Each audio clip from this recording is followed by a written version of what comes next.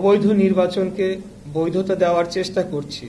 এই বিষয়টি আমরা ঘৃণাভরে প্রত্যাখ্যান করছি এই বক্তব্যটি, কারণ আমরা কোনো সময় মামলা না নির্বাচন বর্জন করে বা সেদিন কোনো ঘোষণা দিয়ে আমরা উঠে আসি নাই।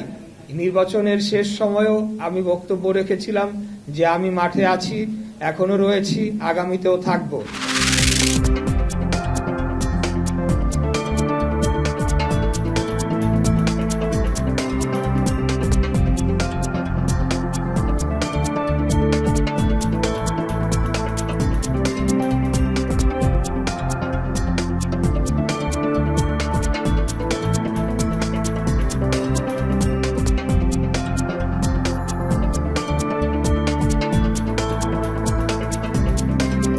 আমরা জানি প্রতি বছর সারা বিশ্বে 1.4 বিলিয়ন মানুষ এই হাইপার টেনশনের জন্য মারা যায়।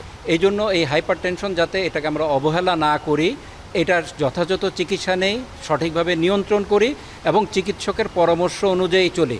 হৃদযন্ত্রের যদি কোনো সমস্যা হয়, মাথায় যদি রক্তক্ষরণ হয় অথবা কিডনি ফেলিউর হয়, তখন ওনারা আমাদের কাছে আসতে পারে। তখন আমরা বুঝতে পারি তার উচ্চ রক্তচাপ ছিল। সবাই সচেতন হন এবং এই উচ্চ রক্তচাপ নিয়ন্ত্রণে রাখুন।